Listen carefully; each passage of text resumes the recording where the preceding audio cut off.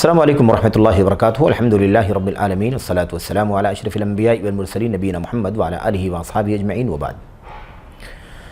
बिरादरान इस्लाम, नमाज सीरीज़ के तहत मरीज़ की नमाज के अहकाम और मसाइल का जो सिलसिला चल रहा है, इस सिलसिले के बाद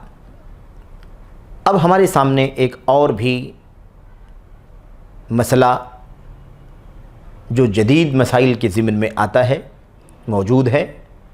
और वो मसला ये है कि आज जो आमद व रफ्त के वसाइल हैं, मुवासलात के जो वसाइल हैं मेरे भाइयों, हमल व नक़ल के, वो अल्लाह के नबी सल्लल्लाहु अलैहि वसल्लम के दौर और आपके ज़माने से बहुत कुछ मुख्तलिफ हो चुके हैं। आज हमारे पास सवारी के लिए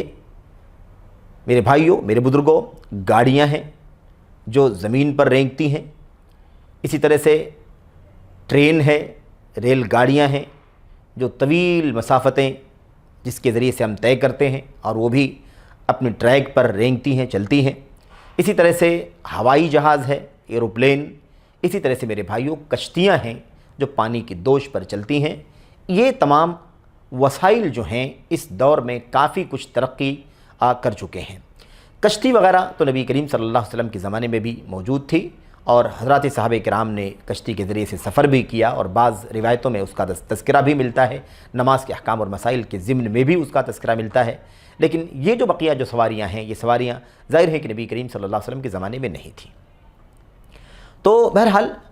ये सवारियाँ या इसी तरह से वो सवारी जो जानवर की सवारी होती है, आज भी देहातों में या बाज़ इलाक़ों में उसे बतौर सवारी इस्तेमाल किया जाता है। इन तमाम तर सवारियों पर इंसान अगर नमाज़ पढ़ना चाहे तो नमाज कैसे पढ़े, ये मसला इस वक्त हमारे सामने है। मेरे भाइयों, इस हवाले से इस ज़िम्न में जो सबसे पहली बात आपके सामने पेश करनी है वो ये है कि नमाज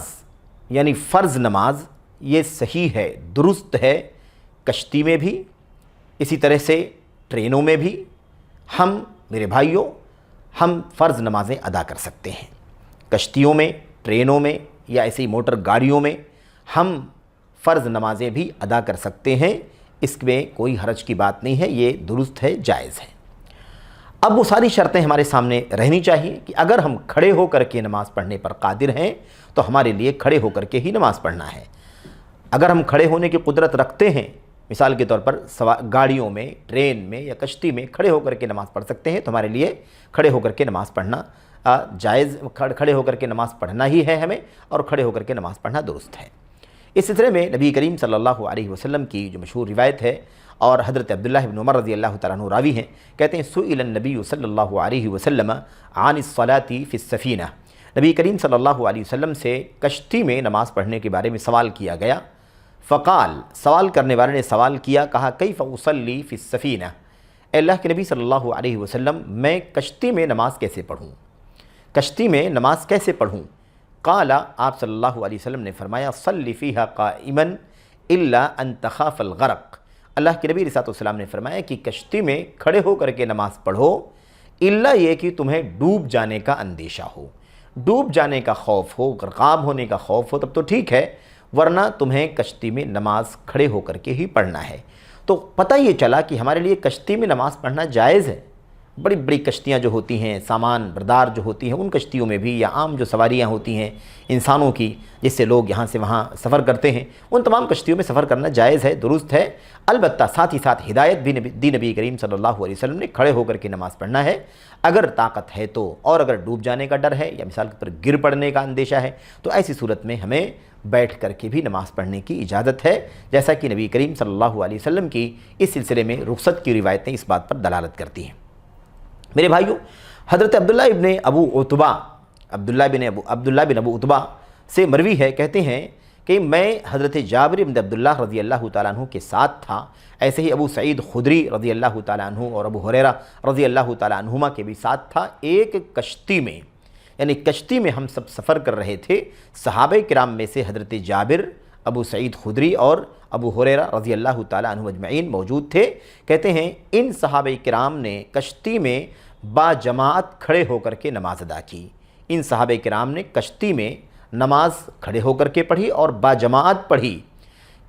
ایک شخص نے امامت کرائی اور بقیہ لوگوں نے مقتدی کی حیثیت سے کھڑے ہو کر کے اس کے پیچھے نماز پڑھی۔ کہتے ہیں یہ صحابہ کرام جو تھے جن کا تذکرہ انہوں نے کیا ہے، عبداللہ ابن ابو عتبہ نے، یہ کہتے ہیں کہ انہیں قدرت تھی کہ وہ کشتی ساحل پر پہنچ جائے اور وہاں پر وہ کشتی سے اتر جائیں اور اترنے کے بعد سمندر کے ساحل پر اتر کر کے وہاں نماز پڑھیں۔ یہ ان کے لیے ممکن تھا، انہیں اس بات کی قدرت تھی، ایسا وہ کر سکتے تھے، لیکن اس کے باوجود بھی انہوں نے کشتی میں ہی نماز پڑھ لی اور وہ بھی کھڑے ہو کر کے پڑھی، باجماعت نماز پڑھی۔ تو یہ حدیث جو ہے بہت ہی صریح ہے، صحابہ کرام کے عمل سے یہ بات ثابت ہے کہ کشتی کے اندر بھی ہمیں باجماعت نماز پڑھنے کی اجازت ہے اور ہماری نماز درست ہوگی، صحیح ہوگی، اور یہ نماز کو اپنے وقت پر پڑھنے کے سلسلے میں صحابہ کرام کا خاص اہتمام بھی ہے، جس کا اس حدیث سے پتہ چلتا ہے، کیونکہ راوی نے کہا ہے کہ انہیں اس بات کی قدرت تھی کہ وہ کچھ رک کر کے آگے ساحل پر اتر جائیں اور وہاں ساحل پر جیسے عام طور پر نماز پڑھتے ہیں اس طرح سے نماز پڑھیں، لیکن اس قدرت کے باوجود بھی ان صحابہ کرام نے کھڑے ہو کر کے کشتی میں نماز باجماعت ادا کی۔ اس سے یہ بات ثابت ہوتی ہے کہ کشتی میں نماز پڑھی جا سکتی ہے۔ امام شوکانی رحمۃ اللہ علیہ نے لکھا ہے کہ اس حدیث کا مطلب یہ ہے کہ ان صحابہ کرام کو کشتی سے اتر کر خشکی میں بھی نماز پڑھنے کی طاقت تھی، انہیں قدرت تھی، ویسا کر سکتے تھے کہ اتر جائیں اور خشکی میں جا کر کے نماز پڑھیں، لیکن اس کے باوجود بھی انہوں نے کشتی ہی میں نماز جماعت بنا کر کے نماز پڑھ لی، اور جبکہ کشتی ظاہر ہے کہ پورے طور پر ساکن نہیں ہوتی ہے، ٹھہری ہوئی نہیں ہوتی ہے، کچھ نہ کچھ تو اس کے اندر اضطراب ہوتا ہے، کچھ نہ کچھ لہروں کے ذریعے سے اس کے اندر حرکت اور ہلچل ہوتی رہتی ہے، اس کے باوجود بھی صحابہ کرام نے اس پہ نماز پڑھی۔ اس سے یہ بات ثابت ہوتی ہے کہ نماز جو ہے کشتی کے اندر جائز ہے، اگرچہ اتر کر کے خشکی میں نماز پڑھنے کی قدرت بھی ہو، ممکن بھی ہو، تب بھی کشتی میں نماز پڑھنا جائز ہے۔ تو یہ ہے میرے بھائیوں، میرے بزرگوں، کہ ہمیں کشتی میں اسی طرح سے اس کی حکم میں سواریاں بھی ہیں میرے بھائیوں، جو روڈوں پر چلتی ہیں، اسی حکم میں ٹرین وغیرہ بھی ہے، ہمارے لیے ان تمام میں نماز پڑھنا جائز ہے۔ البتہ ہمیں یہ بات ذہن میں رکھنی چاہیے کہ اگر کھڑے ہو کر کے پڑھنے کی قدرت ہے تو کھڑے ہو کر کے ہی پڑھنا ضروری ہے، اور اگر مثال کے طور پر قدرت نہ ہو، کھڑے ہو کر کے ہم نہ پڑھ سکتے ہوں، زیادہ اضطراب ہو اور گر پڑنے کا یا ڈوب جانے کا اندیشہ ہو کشتی کے مثال کے طور پر، یا طاقت ہی نہ ہو، انسان کھڑے ہونے سے عاجز ہو، تو ایسی صورت میں وہ بیٹھ کر کے ہی نماز پڑھ لے گا اور لوگ سب کے سب بیٹھ کر کے نماز پڑھ لیں گے۔ اس کی اللہ تبارک و تعالیٰ کی طرف سے رخصت ہے اور عام قاعدہ ہے، جیسا کہ اللہ تبارک و تعالیٰ نے ارشاد فرمایا فَاتَّقُوا اللَّهَ مَا اسْتَطَعْتُمْ، جتنا تمہیں طاقت ہے، جتنی تمہیں استطاعت ہے، تمہارے بس میں جتنا ہے اتنا اللہ تبارک و تعالیٰ سے ڈرو۔ تو ایسی صورت میں ہمیں چاہیے کہ ہم کھڑے ہو کر کے پڑھ سکتے ہیں تو کھڑے ہو کر کے پڑھیں، اگر ناممکن ہو تبھی ہم بیٹھ کر کے پڑھیں۔ تو بہرحال اگر کھڑے ہو کر کے پڑھنا ممکن نہ ہو تو جس حالت میں بھی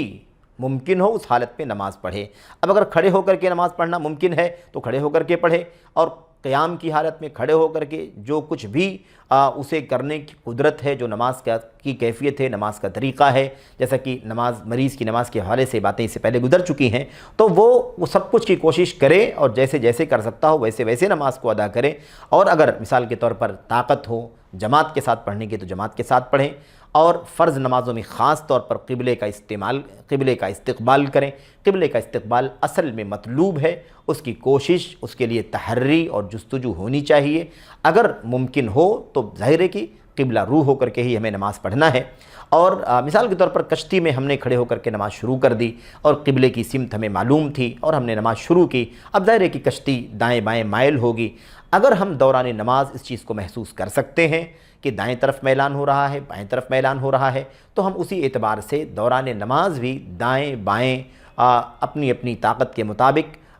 ہم اپنا رخ جو ہے وہ تبدیل کرتے رہیں اور اپنا رخ قبلے کی طرف کریں، اس کی ہمیں کوشش کرنی چاہیے۔ اگر ممکن ہے تو ہمیں یہ کرنا چاہیے، اگر ممکن نہ ہو تو ایسی صورت میں ہم اتقوا اللہ یا فاتقوا اللہ ما استطعتم کے حکم میں آئیں گے اور ہم اس بات سے معذور ہوں گے، جو ہم سے ہو سکتا ہے ہم اس کے مکلف قرار پائیں گے۔ تو بہرحال میرے بھائیوں، میرے بزرگوں، یہ اس بات کی واضح دلیل ہے کہ ہمارے لیے آج کل کی جدید جو وسائل ہیں، مثال کے طور پر گاڑیاں ہیں، ٹرین ہیں، یا مثال کے طور پر بسیں ہیں، یا ایسے ہی کشتیاں ہیں، ان میں ہمیں نماز پڑھنے کی اجازت ہے۔ اگر ہم باہر اتر کے بھی نماز پڑھ سکتے ہوں تب بھی ہمیں اس کے اندر نماز پڑھنا جائز ہے۔ اللہ سے دعا کرتے ہیں کہ اللہ تبارک و تعالیٰ ان رخصتوں کو اور اسلام کی کی سماحت کو اللہ تبارک و تعالی ہمیں اپنے لیے رحمت سمجھنے کی اور اس کے مطابق ہمیں اپنی نمازوں کی پابندی کرنے کی توفیق عطا فرمائے۔ آمین یا رب العالمین، وصلی اللہ وسلم وبارک علی نبینا محمد وعلی آلہ وصحبہ اجمعین۔ والسلام علیکم ورحمۃ اللہ وبرکاتہ۔